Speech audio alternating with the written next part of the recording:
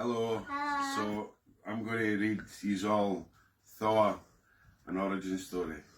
Hope you enjoy it. You ready to read about Thor? Yeah. Cool. Right, let's start. Mala done that. Hello, Mala. I see you. So. You have to show them the pictures as well. So there's the first page. I can't show them all the pictures, okay? Right.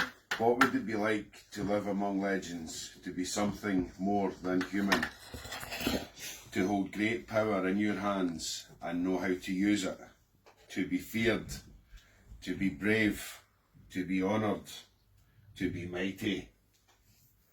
Some are born with these qualities, and some spend their lives working to attain them.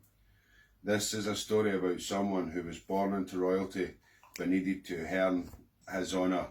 This is a story about a hero named Thor.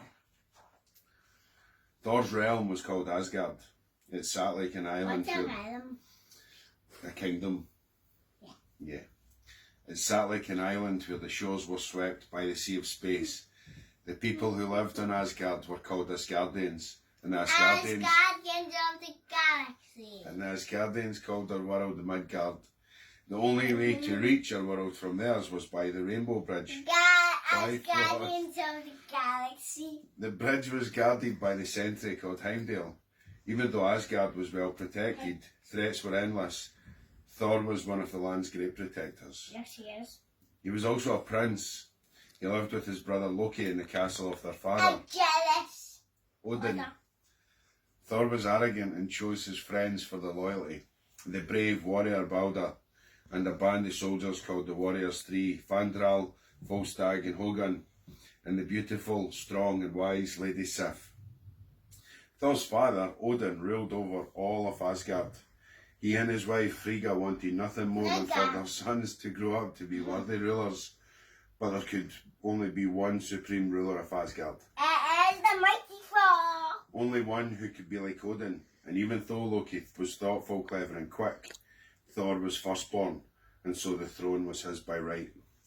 To determine when Thor would be ready to rule, Odin had a special hammer made. Mom, can you tell you something?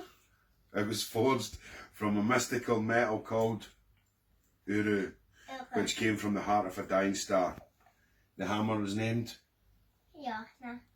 and it held great power.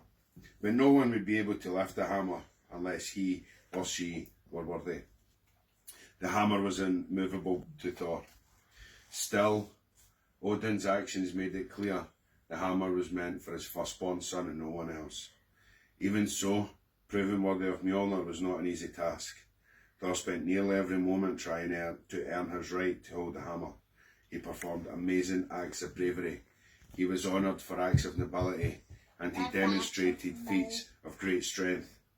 With every great achievement, Thor attempted once more to pick up Mjolnir.